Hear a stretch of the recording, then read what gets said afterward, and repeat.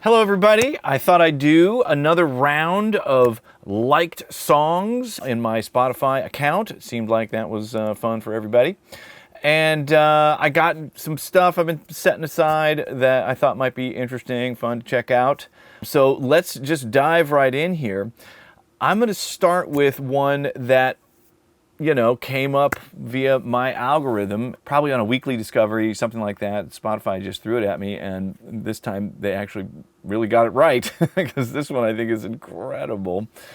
Just such cool sounds, really cool production choices, how to be very sort of restrained in what you actually put in there. It's just a cool track, man. This one is really caught my ear. So this is a song called Trick Pony by Serge Gainsbourg.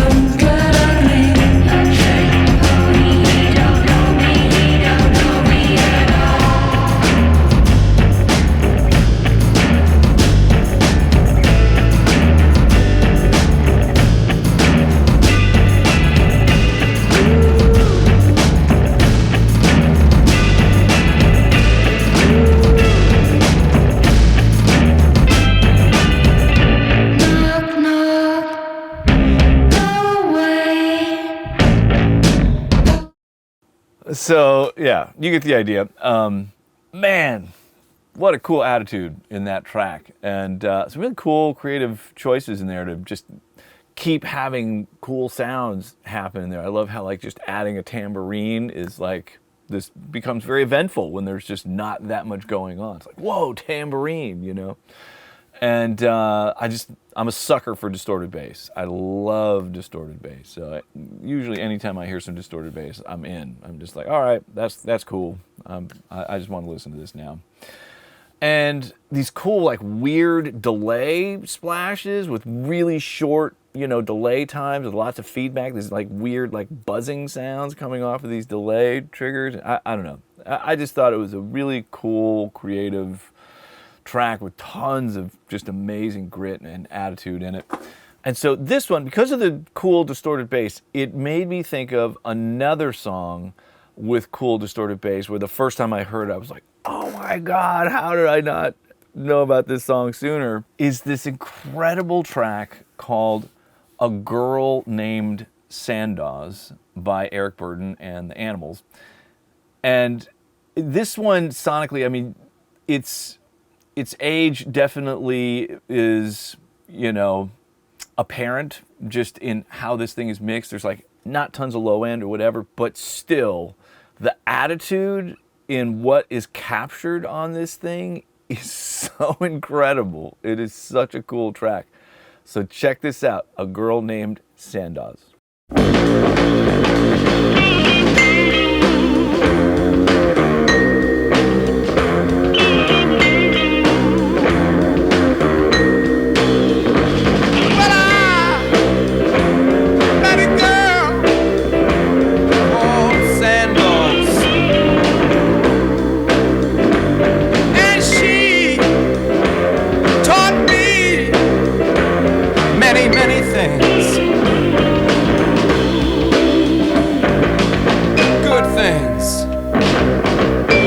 Good things, sweet things. I met her on Sunday morning. It was hot. Okay, you get the idea there. Amazing distorted bass sound, and I will never get over that. The choice to have these plinky vibraphone hits be unquestionably the loudest thing in the mix by a lot. I mean, they're just so unsettlingly loud in there. An odd choice. It makes the band sound pretty small when it's being completely blown away by these little vibraphone hits. Super funny. But then like the distortion on Eric Burdon's vocal, man, like that is that sound. I think I've chased it so much over the years to get that quality that captures that incredible like intensity in the delivery. When it breaks up like that, it just makes it sound that much more intense, you know? Really, really cool. I fell in love with that track for a long time, you know, and every once in a while when I just want to feel like I'm cool, I just put it on just to feel like I might be a cooler person than I actually am, you know. Just when you listen to that song, you just feel like you're cool. So then the other thing that came up was the first track. I wanted to tie in the distorted bass thing because that was an important little connection. Right when I heard Trick Pony, I was like, oh man, this totally reminds me of Sandoz, you know. But I thought, if we're going to do a Charlotte Gainsbourg, she is the daughter of Serge Gainsbourg. If you haven't heard of him, gotta listen to some of his music. He is incredible, absolutely amazing. So all through, man, I don't even know how early he started. Maybe late 50s, certainly through all the 60s, was making these amazing records. And the thing that's really funny about him is like, when you go through his whole catalog, and it's a long journey, you know, and you can hear him travel through different eras and genres of music. And the approach is basically like, whatever genre music it might be, it'll be great with a French guy talking over it, you know? He's got this amazing voice. And so, like, he started off doing sort of like 60s pop music, and then there's like an era where I'm pretty sure he hired the band The Wailers to make like a reggae style record, and so it's like reggae music with French guy talking on it. And then there's like a disco record, disco music with French guy talking on it. It's so awesome. It's really, really funny and incredible. He always makes great sounding records. Okay, this track is by far one of my favorites of his. It is so cool. Just the choices in how the rhythm section connects, the sounds, like everything is incredible. So, okay, I'm gonna do my best to pronounce this correctly. Yeah, I can't quite see the whole title here, but it's something, Requiem por un something, somewhere that starts with a C, and then it's from a movie. It was in a movie soundtrack, a film called Le Pacha. And then it looks like it's on this album, Serge Gainsbourg comic strip.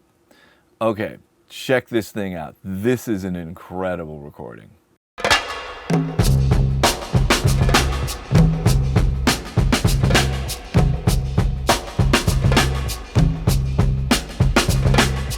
Écoute les orgues, elles jouent pour toi.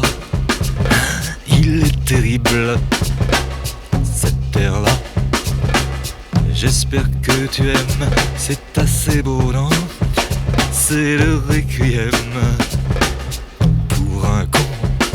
Ouais, je l'ai composé spécialement pour toi, à ta mémoire de scélérat. C'est un joli thème, tu ne trouves pas, non? Semblable à toi-même.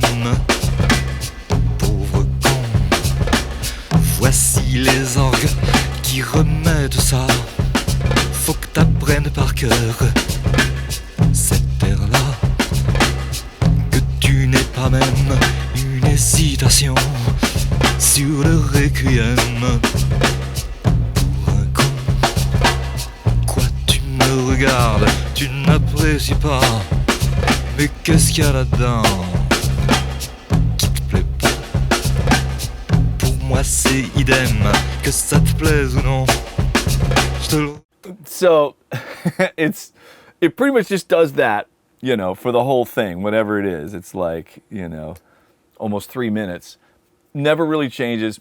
Doesn't have to. That groove is so incredible. Like, you don't have to go anywhere else. I'll listen to that all day. And again, like his voice is just so out front. It's really cool. Just so fearless to have his voice out front like that. Some amazing distortion on the drums, just on the kick drum, the way the kick drum breaks up in there, and just the way the pattern all works together. No cymbals, just this maybe a cabasa or some sort of shaker or something, and these percussion hits, a tabla maybe in there, all sort of combining together to make a drum kit of some sort, this sort of like world beat kind of drum kit thing. What a cool vibe, man. That thing is incredible. Beautiful recording, very wide, spacious, open sounding recording. Okay, that's Serge. There's an amazing, like endless supply of incredible stuff to explore within his catalog. It is vast and it just goes on and on. So much great stuff there. Highly recommend checking that out. Okay, so while we're on the subject of amazing French music, I got another one. This was definitely another like Spotify Weekly Discover thing that got thrown at me. As soon as I heard it, I was like, what? Where did this come from? And so this is another French artist. His name is Jacques Dutronc, and the song is called Les Cactus. Probably destroying the pronunciation of all that. I apologize. Just a blanket apology for all of my pronunciations of things. But man, this is such a cool track. Incredible attitude, incredible drum sound. Love this drum sound. And just great choices in here. Vocal delivery, I have no idea what he's saying at all, but I don't care because he just sounds super cool when he's saying whatever he's saying. I'm in. I believe him. Whatever he's saying, I believe it. Check it out. Les Cactus. Le monde entier est un cactus. Il est impossible de s'asseoir. Dans la vie, il y a que des cactus. Moi je me pique de le savoir. Aïe aïe. Ouille. Aïe aïe. Dans leur cœur, il y a des cactus. Dans leur portefeuille, il y a des cactus. Sous leurs pieds, il y a des cactus. Dans leur gilet, il y a des cactus. Aïe aïe aïe. Oui oui. Aïe.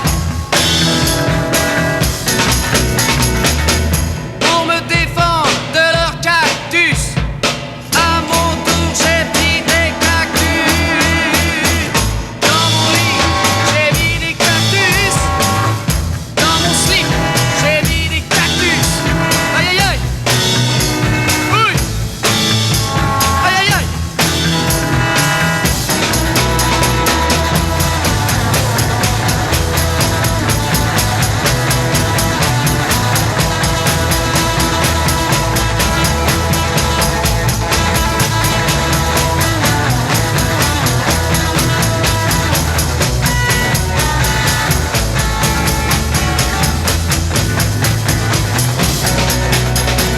Dans leur sourire, il y a des cactus. Dans Okay, yeah, so man, that thing is so fun. Drum sound's incredible, that wide open kick drum sound, just like no dampening, just big, explosive, bombastic kick drum sound. So good. And when you get into the song, you can hear him like leaning into those downbeats at the beginning of each bar in such a satisfying way. It's really, really cool. And then the guitar swells, like what a cool choice in there. To not be sort of like playing along rhythmically, but just like, man, super cool. And the guitar solo that comes in, it sounds like octaves, and he's maybe like tremolo style picking on it. Really, really cool. And you can hear in the mix, I always love this on old recordings. This thing is from like 1966, I think. So this is definitely pre-Zeppelin, all that stuff. Like doing a kind of big bombastic drum sound like this is pretty unique at this time. But really cool. And one of the things I love about mixes from this era, from this really early time, it wasn't really about like the precision of getting every single level exactly perfect, whenever things happen. And you could hear them, it goes into this guitar solo, and you can hear them start to turn up the guitar as it's happening. Like they didn't think to like, let's just make sure the guitar is at the right volume at the beginning of the guitar solo section. It starts and they go, oh, that should be louder. So they just start turning it up as it's happening. It's just funny, man, the way that stuff used to go. But incredible track. Love that one. His vocal performance, as I said before, so incredible. It's super magnetic, man. I just love it.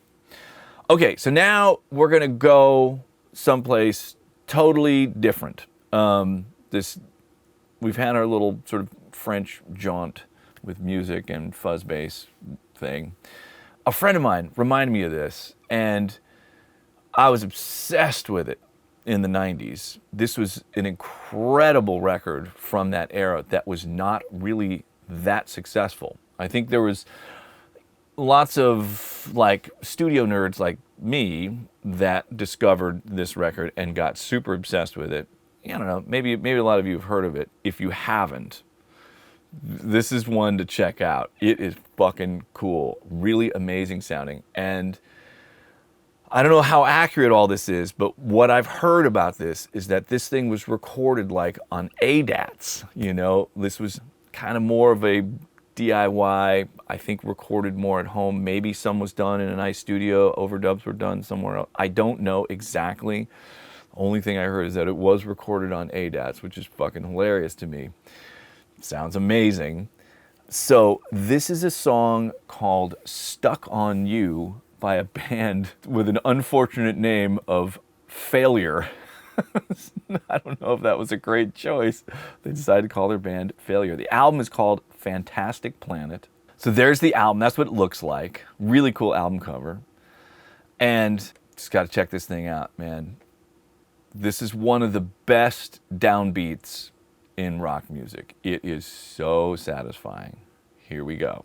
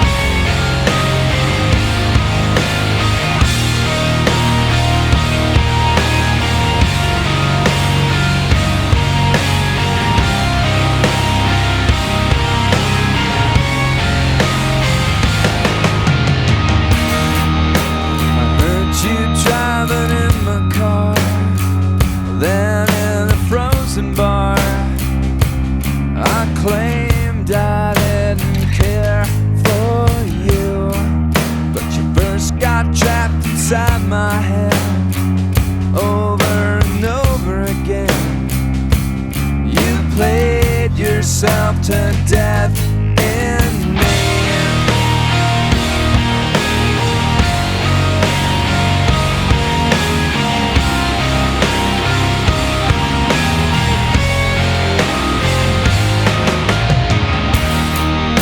I thought I'd drop you easily, but that was not to be. You burrowed like a summer tick. So you invade my sleep and confuse my dreams.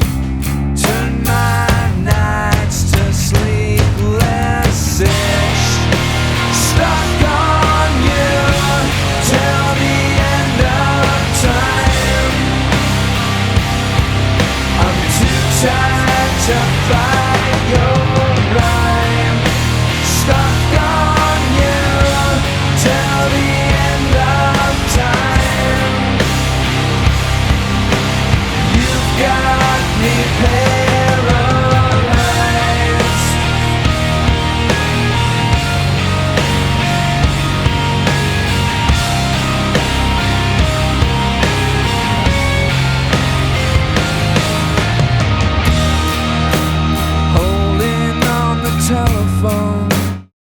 All right, so that's the gist of it. Man, what a cool recording. Woo! Holy mackerel. That's how to do a downbeat right there. And yeah, it's just interesting to me that this wasn't ginormous. Like, that track is so satisfying. And I think part of it for me is the vocal. Like, there's so much cool stuff in there that, I think that's a whammy pedal guitar, up an octave.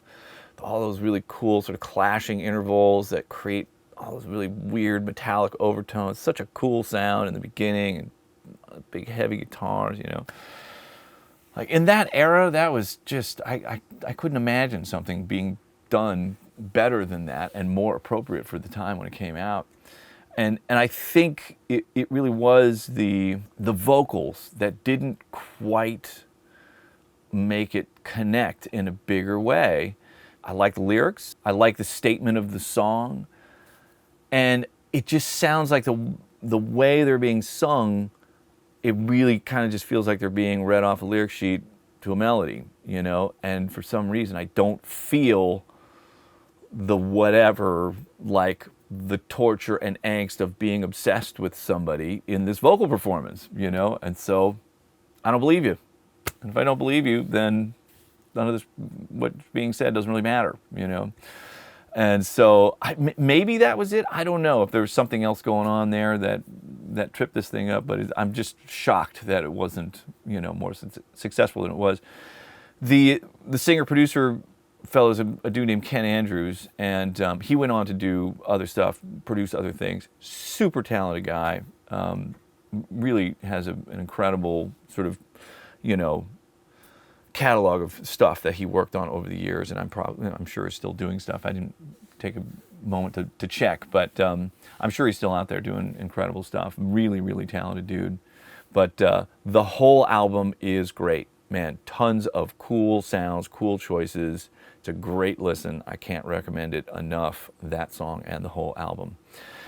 So there you go. There's another round of stuff that just gets me excited about music, and recording and sounds and all that stuff. So, I suppose I'm trying to find things that maybe people haven't heard before, things, I'm not going to go straight for like Def Leppard, Pour Some Sugar on Me, which everybody's heard, kind of a thing.